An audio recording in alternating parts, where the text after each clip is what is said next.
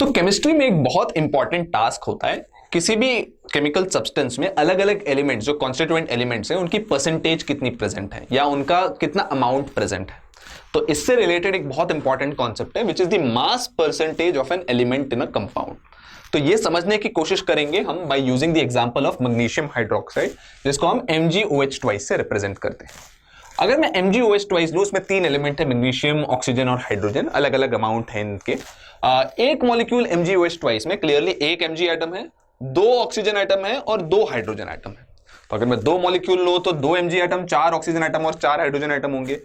मैं चाहे कितने भी मॉलिक्यूल्स ले लूं, no matter how many molecules of MgOH I take, आप देख सकते हैं कि Mg, ऑक्सीजन और हाइड्रोजन का रेशियो उतना ही रहेगा, इसका मतलब परसेंटेज उतना ही रहेगा। तो इसका मतलब यह है कि किसी भी सैंपल, बड़ा सैंपल लूं या छोटा सैंपल लूं, एक मॉलिक्यूल में जो Mg की परसेंटेज है वो उस सैंपल में भी Mg की परसेंटेज वही रहेगी, because it just getting multiplied by a constant. तो इसी कंटेक्स्ट में मैं percent mass of an element define करना चाहता हूं। किसी भी एलिमेंट का मास परसेंटेज एक कंपाउंड में डिफाइन होता है एज उस एलिमेंट का मास कितना है एक मॉलिक्यूल में डिवाइडेड बाय पूरे मॉलिक्यूल का मास टाइम्स 100, क्योंकि हमें परसेंटेज कैलकुलेट करना है। सो इसको हम MgOH में ऑक्सीजन का परसेंटेज निकाल के कैलकुलेट करते हैं और देखते हैं कि कैसे अप्लाई कर सकते हैं इसे। अब ऑक्सीजन का परसेंटेज निकालना चाहूं मैं MgOH में, सबसे पहले मैं देखूंगा कि ऑक्सीजन का मास कितना प्रेजेंट है एक मॉलिक्यूल में। क्लियरली एक मॉलिक्यूल में 2 ऑक्सीजन एटम्स है और 2 ऑक्सीजन एटम्स का मास होगा 2 × 16 विच इज 32 AMU। तो मेरा न्यूमरेटर हो गया 32 AMU और इसके एक कंप्लीट मॉलिक्यूल का weight which is the molecular mass turns out to be 58 AMU।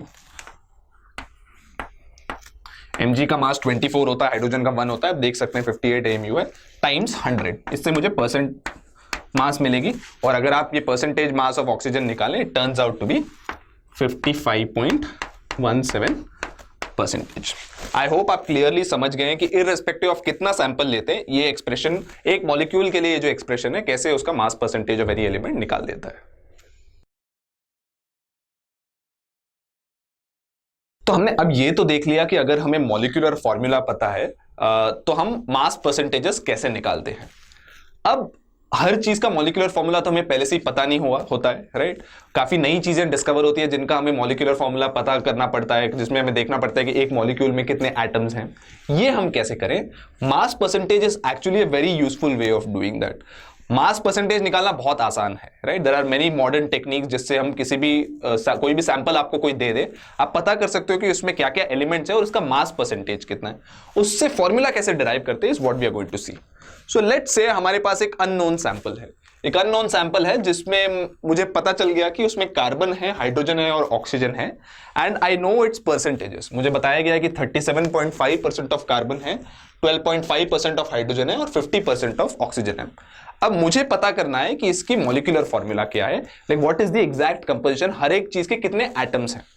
तो अगर परसेंटेजेस ऐसे दिए गए हैं, परसेंटेज के डेफिनेशन से मैं कह सकता हूं कि अगर मेरे पास सैंपल का 100 ग्राम है, इसका मतलब कार्बन 37.5 ग्राम्स होगा, हाइड्रोजन 12.5 ग्राम्स होगा और ऑक्सीजन 50 ग्राम्स होगा। तो मुझे हर एक स्पीशीज का मास अब पता है। अब अगर मुझे फॉर्मूला निकालना है, मास से काम नहीं चलता, फॉर्मूला में नंबर ऑफ एटम्स होते हैं। So the next step is to convert the mass to moles. आप पहले से ही जानते हैं कि अगर मास पता है, मोलर मास तो आप जानते ही हैं, उसे मोल्स कैसे निकालते हैं। तो मैं चाहता हूं कि आप वीडियो को पॉज करें, by using these masses find out कि इसके कितने, कार्बन के कितने मोल्स हैं, हाइड्रोजन के कितने मोल्स हैं और ऑक्सीजन के कितने मोल्स हैं 100 ग्राम सैंपल में।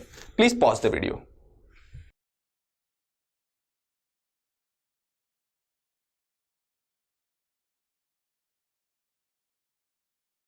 सो लेट अस सी कि हमने इंडिविजुअल एंटिटीज का मोल सही से निकाला है नहीं।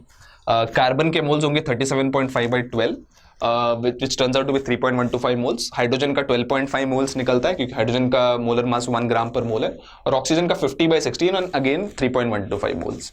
तो मुझे मोल्स मिल गए तीनों के 100 ग्राम के सैंपल में।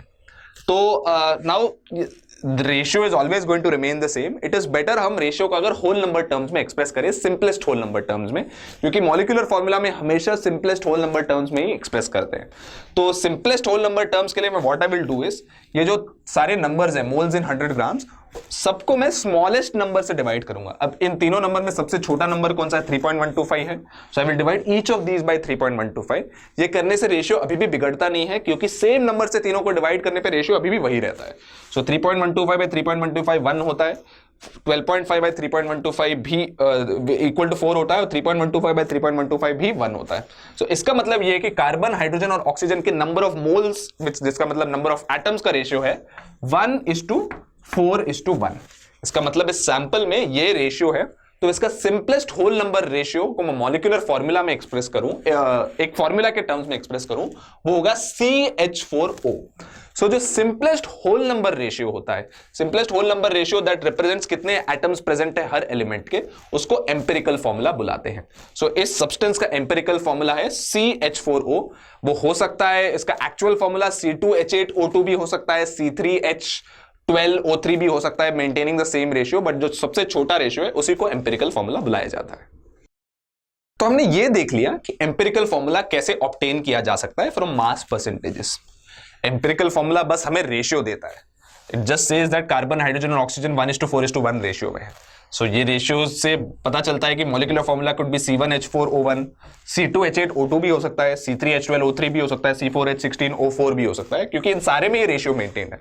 अब इनमें से कौन सा वो फॉर्मूला है जो एक मॉलिक्यूल को रिप्रेजेंट करता है, वो इंफॉर्मेशन मिलती है हमें मॉलिक्यूलर मास से. हम ऑलरेडी जानते हैं कि स्मॉलेस्ट यूनिट पॉसिबल ये है, और स्मॉलेस्ट यूनिट का मास हम कंप्यूट कर सकते हैं. एम्पिरिकल फॉर्मूला का यूनिट का मास कितना है? इसका मास 12 है, इसका 4 × 1 है, और ऑक्सीजन का 16 होता है. तो एम्पिरिकल फॉर्मूला से एसोसिएटेड जो वेट है, इट्स 12 + 4 + 16, ये 32 AMU है. अगर मैंने आपको कह दिया कि मेरा जो सैंपल है उसका मास 64 AMU है, इसका मतलब हम क्लियरली कह सकते हैं कि to maintain the same ratio and have this molecular weight, formula has to be C2H8O2. क्यों? 32 AMU इसके एक यूनिट का वेट है. अगर 64 AMU एक मॉलिक्यूल का वेट है, मतलब ऐसे 2 यूनिट्स प्रेजेंट होने चाहिए.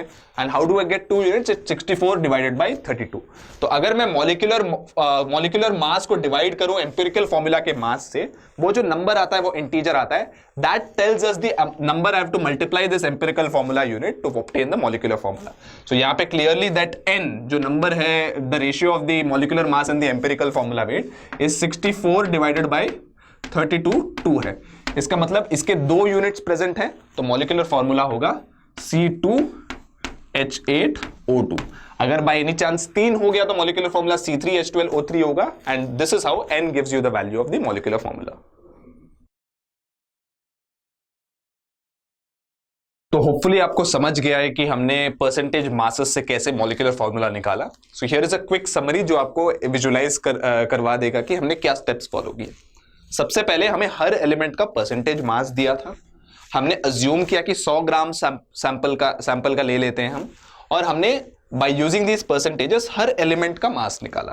Right?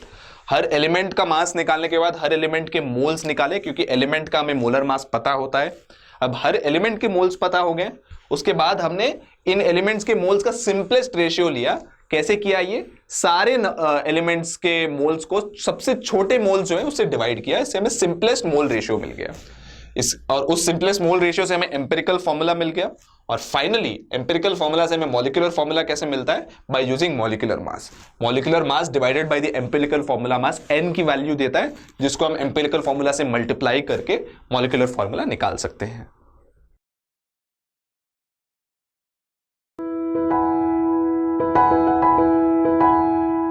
There are exactly 6 atoms. Now we will put x equals to pi/2, which gives us y is equals to 0. Now over here, I have filled this cone up to its brim.